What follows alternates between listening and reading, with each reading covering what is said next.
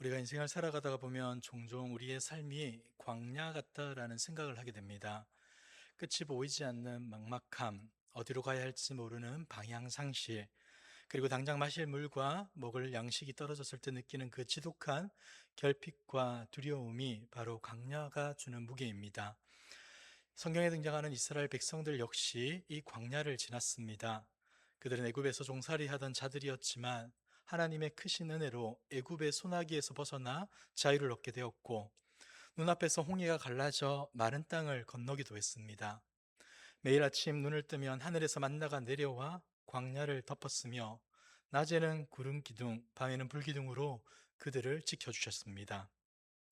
이스라엘 백성들에게 광야 길은 그 자체가 하나님의 임재였고 하나님의 은혜였으며 기적의 연속이었습니다. 하지만 여러분, 광야라는 환경은 참으로 무서운 곳인 것 같습니다. 그렇게 놀라운 은혜와 하나님의 임재를 경험했음에도 불구하고 그들의 입술에는 감사보다는 원망이 더 자주 튀어나왔습니다. 조금만 목이 마르면 어떻겠습니까? 우리를 목말라 죽이려고 이곳으로 끌고 왔습니까? 라고 불평을 했고, 고기가 먹고 싶을 때에는 애굽에 있을 때가 더 좋았다라고 하면서 과거를 미화했습니다. 급기야 가데스 바네아에서는 하나님께서 주시겠다고 하신 가나안 땅을 눈앞에 두고서도 그 땅의 거인들을 보며 두려움에 빠져 하나님의 언약을 정면으로 거부해 버리고 맙니다. 여러분, 그 불신앙의 결과가 무엇이었습니까? 그들은 40년이라는 긴 세월 동안 광야를 방황하게 됩니다.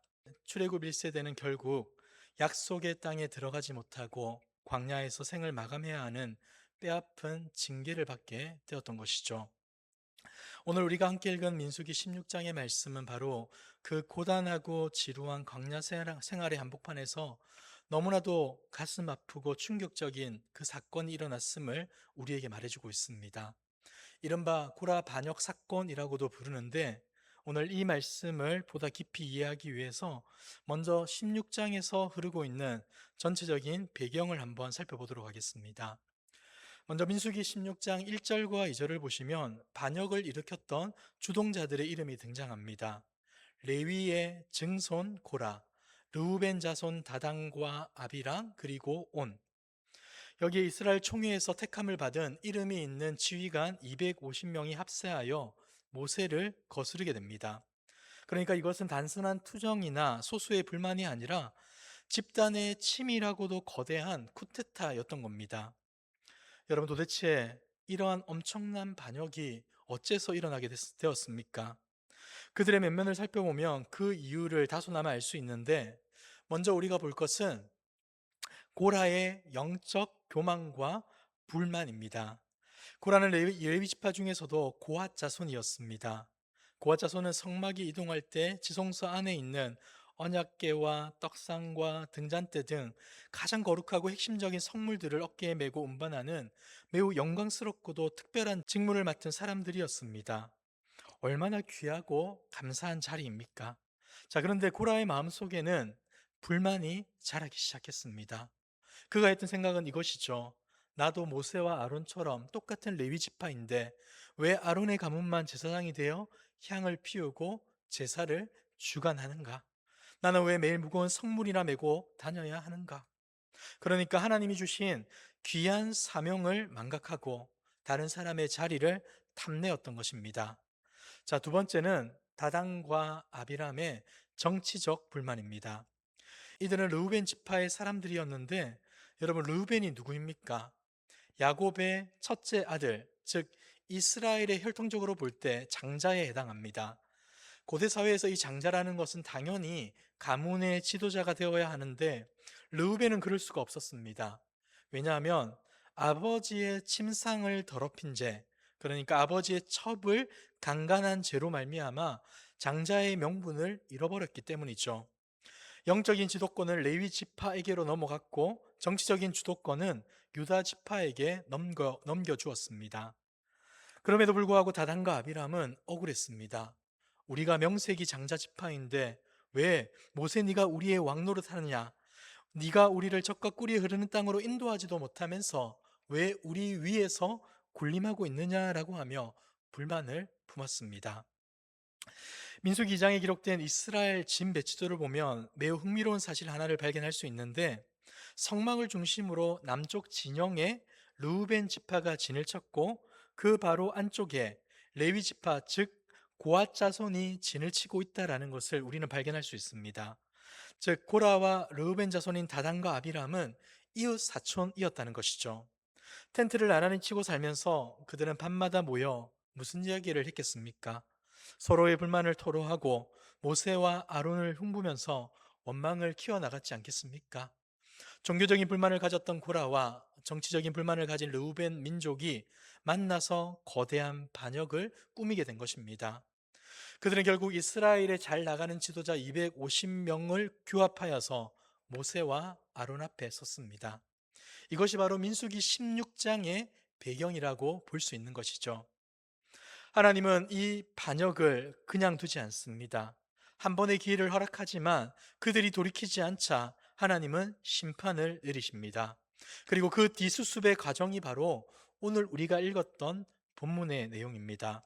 오늘 이 말씀을 통해서 우리가 무너진 질서 속에서 하나님이 어떻게 거룩함을 다시 세워가시는지, 그리고 우리는 하나님 앞에서 어떠한 태도로 살아가야 하는지에 대해서 함께 고민하고 은혜를 나누어 보도록 하겠습니다.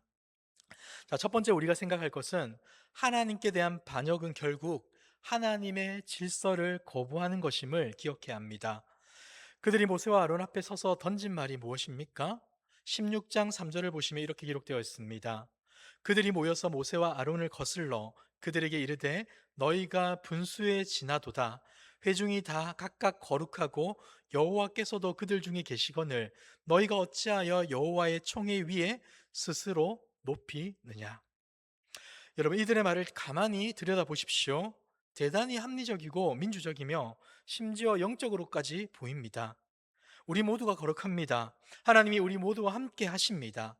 그런데 왜 너희들만 높아지려 합니까?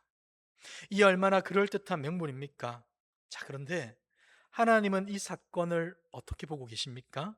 단순한 백성들의 불만 표출이나 권력 투쟁으로 보지 않으십니다. 본문 36절은 이렇게 시작합니다. 여호와께서 모세에게 말씀하여 이르시되. 이 짧은 한 구절은 매우 중요한 의미를 담고 있다라고 볼 수 있는데, 이 반역 사건을 진단하고 심판하시는 분은 모세가 아니라 하나님이십니다. 다시 말해서 하나님은 이 사건을 모세에 대한 도전이 아니라 하나님 자신에 대한 정면 도전으로 규정하고 있다는 겁니다. 여러분, 왜 그런 겁니까? 아론이 스스로 대제사장이 되었습니까? 모세가 스스로 지도자가 되었습니까? 결코 그렇지 않습니다. 그들을 부르시고 세우신 분은 철저히 하나님이셨습니다. 따라서 코라가 아론의 직분을 탐내고 다단과 아비람이 모세의 권위를 흔든 것은 단순히 동료에 대한 시기심을 넘어 그 자리를 정하신 하나님의 결정, 즉 하나님의 통치 질서를 거부하는 것이다라고 선언해 주고 있습니다. 여러분, 성경을 유심히 보시면 성경이 말하는 죄의 가장 깊은 뿌리는 하나님이 정하신 자리를 이탈하여 내가 내 인생의 주인이 되는 것이다 라고 알려줍니다. 창세기 3장에 등장하는 사탄이 아담과 하와를 유혹할 때 했던 말이 무엇이었습니까? 너희가 그것을 먹는 날에는 너희 눈이 밝아져 하나님같이 될 것이다 라고 유혹했습니다. 그러니까 피조물이 창조주의 질서를 거부하고 자신이 주인이 되려 했던 것, 그것이 바로 타락의 시작이었던 것이죠. 오늘 우리 자신을 정직하게 한번 돌아볼까요? 우리 마음속에는 밤마다 불평을 나누던 고라와 다단의 모습이 있지는 않습니까? 왜 하나님은 나에게 저 사람과 같은 재물과 건강을 주지 않으실까? 왜 나는 교회에서 이렇게 빡빡지게 고생하고 수고하는데 왜 다른 사람만 칭찬받고 인정받는 것일까? 왜 나에게는 더 크고 화려한 자리를 허락하지 않으실까? 끊임없이 남과 나를 비교하며 하나님께서 내게 허락하신 현재의 자리와 직분을 불평하고 살아가고 있지는 않냐는 겁니다. 내가 더 높아져야 하고 내가 더 인정받아야 한다는 생각이 우리의 마음을 지배하기 시작할 때 그것은 우리 가운데 영적 교만을 불러 일으킵니다. 하나님이 세우신 질서에 대한 도전으로 나타나게 된다는 것이죠. 여러분, 믿음의 사람은 남의 자리를 부러워하는 자가 아닙니다. 하나님이 나를 보내신 그 가정과 직장과 교회에서, 그 직분 가운데서 그것을 가장 거룩한 소망으로 받아들이고 묵묵히 충성함으로 그 길을 걸어가는 것, 하나님이 맡기신 자리에서 최선을 다하는 것, 그것이 바로 올바른 성도이고 참된 그리스도인인 줄 믿으시길 바랍니다. 자, 두 번째는 하나님께서 맡기신 자리를 떠나는 순간 영적인 문제가 시작된다는 겁니다. 여러분, 반역의 결과는 참혹했습니다. 하나님은 땅이 갈라지게 하셔서 고라와 다단과 아비람의 무리를 산채로 삼키십니다. 그리고 제사장이 되겠다고 각자 향로를 들고 섰던 250명의 지휘관들을 향해서는 하나님의 불이 나와서 그들을 모조리 불탈라 버리셨습니다. 이 두려운 심판 직후에 하나님께서는 모세에게 명령을 내리시는데 오늘 본문 37절이 그 내용을 담고 있습니다. 같이 한번 보도록 하겠습니다. 시작. 너는 제사장 아론의 아들 엘르아살에게 명령하여 붙은 불 가운데에서 향로를 가져다가 그 불을 다른 곳에 쏟으라. 그 향로는 거룩함이니라. 아멘. 하나님은 불타 죽은 반역자들이 들고 있던 250개의 향로를 수습하게 하십니다. 여기서 우리는 향로에 주목해야 하는데, 이 향로는 성막에서 하나님께 향을 피워 올릴 때 사용하는 거룩한 제사용 도구였습니다. 자, 근데 여기서 문제가 뭡니까? 향로라고 하는 도구 자체 문제입니까? 그렇지 않습니다. 그 향로에 불을 담아 들고 온 행위 자체가 문제입니까? 그것도 문제이지 않습니다. 자, 그러나 문제는 이겁니다. 그 향로를 들고 선 사람들의 태도, 사람들의 중심이 문제였습니다. 그들은 하나님께서 부르시지도 않았고 허락하지도 않은 방법으로 오직 자신의 종교적 야망과 권력욕을 채우기 위해 거룩한 도구를 함부로 사용했습니다. 이것은 우리에게 매우 두려운 영적 원리를 알려주고 있는데, 하나님께 나아가는 길은 내 마음대로, 내 방법대로, 내 방식대로 정해서는 안 된다는 겁니다. 사울 왕을 한번 생각해 볼까요? 전쟁을 앞두고 사무엘 선지자가 늦게 오게 되었습니다. 그러자 백성들이 흩어지는 것을 보고 그의 마음에 조급함이 생긴 나머지 그 자신이 먼저 직접 번제를 드리고 말죠. 겉으로 보면 하나님께 예배드린 그 과정을 중요시 여겼고 종교적 열심으로 그와 같은 행동을 한 것처럼 보이지만 본질은 뭔 것입니까? 제사장의 권한을 침해한 월권이자 불순종이었습니다. 이 일로 인하여서 사울은 왕위에서 버림을 받게 되었던 것이죠. 여러분, 오늘날 많은 그리스도인들이 착각을 합니다. 내가 교회를 위해, 하나님을 위해 이렇게 열심히 봉사하고 헌신하고 있으니까 하나님이 나에게 칭찬하시고 나를 보고 기뻐하시겠지. 자, 그러나 여러분, 방향이 틀린 열심을 낼수록 공동체를 위험하게 만듭니다. 순종이 없는 열심은 자기 의를 내세우는 종교적 포장에 불과하다는 것이죠. 하나님은 우리가 무엇을 얼마나 대단하게 했느냐를 보시기 전에 어떤 마음과 어떤 태도로 하나님의 질서에 순종하며 살아가고 있는지를 먼저 물으십니다. 아무리 거룩해 보이는 봉사를 할지라도, 아무리 땀 흘리며 헌신하는 자리일지라도 그것이 내 이름을 높이기 위함이고 내 영향력을 과시하기 위함이고 교회의 질서를 어지럽히면서까지 내 뜻을 관철시키려고 하는 고집이라면 그것은 하나님께서 받으시는 향기가 아니라 고라의 손에서 타올랐던 반역의 향로에 불과하다라고 말씀해주고 있는 것이죠. 내가 원하는 방식, 내 감정, 내 경험을 앞세우는 봉사가 아니라 하나님께서 주신 질서 안에서 겸손히 엎드리며 하나님의 말씀에 순종할 수 있는 저와 여러분들이 되시길 주님의 이름으로 축복합니다. 자, 세 번째, 하나님은 실패의 자리에서도 거룩한 교훈을 남기십니다. 본문 38절에서 40절을 보시면 사람들은 범죄하여 그들의 생명을 스스로 해하였거니와 그들이 향로를 여호와 앞에 드렸으므로 그 향로가 거룩하게 되었나니 그 향로를 쳐서 제단을 싸는 철판을 만들라. 이스라엘 자손에게 표가 되리라 하신지라. 이스라엘 엘르아살이 불탄 자들이 드렸던 놋 향로를 가져다가 쳐서 제단을 싸서 이스라엘 자손의 기념물이 되게 하였으니 이는 아론 자손이 아닌 다른 사람은 여호와 앞에 분향하러 가까이 오지 못하게 함이며 또 고라와 그의 무리와 같이 되지 않게 하기 위함이라. 여호와께서 모세를 시켜 그에게 명령하신 대로 하였더라. 아멘. 여러분, 이 장면은 너무나도 상징적입니다. 하나님은 반역자들이 남긴 250개의 놋 향로를 그냥 폐기하지 않으셨습니다. 그것을 망치로 쳐서 납작하게 펴서 철판을 만들게 하시고 매일 짐승의 피를 흘려 제사를 드리는 번제단을 그 철판으로 덮게 하셨습니다. 여러분, 왜 굳이 끔찍한 반역의 도구였던 향로로 제단을 덮게 하셨을까요? 본문을 보시면 표가 되게 하신지라 기념물이 되게 하려 함이다라고 말씀합니다. 그러니까 이것은 단순히 옛날의 일을 떠올리게 하는 것이 아니라 과거의 무서운 심판을 바로 오늘 나의 삶 속으로 끌고 들어와서 두렵고 떨림으로 신앙을 다잡게 만들려는 강력하고도 확실한 시청각 교보제라고 볼 수 있는 것이죠. 여러분, 이스라엘 백성들은 매일 성막에 나와 제사를 드렸습니다. 번제단 앞에 나올 때마다 백성들의 눈에 무엇이 보이겠습니까? 250명이 불타 죽으면서 남긴 그 찌그러진 향로 철판이 보이지 않겠습니까?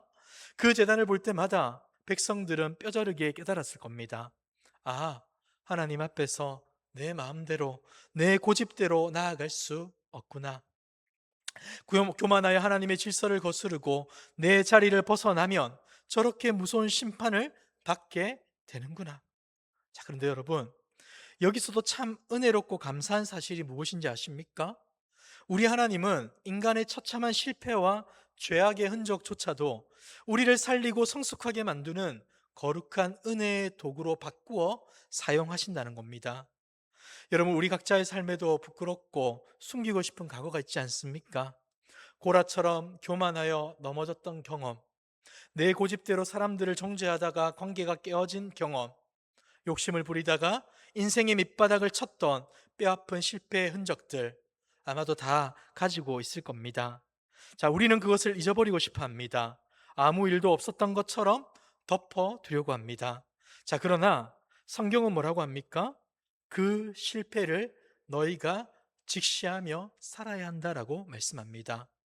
실패 자체가 우리의 인생을 망하게 하는 것이 아니라는 것이죠. 진짜 비극은 무엇입니까? 그 뼈아픈 실패에서 아무런 영적인 교훈도 얻지 못하고 또다시 똑같은 교만과 불순종의 자리로 돌아가는 것. 이것이 바로 하나님이 마음 아파하시고 우리의 삶에서 결코 있어서는 안 되는 모습이다라고 말씀해 주고 있습니다. 여러분, 예수님의 제자 중에 베드로라는 사람이 있었습니다. 그는 예수님이 잡히시던 날 밤에 제자들의 가운데서 이렇게 말했습니다.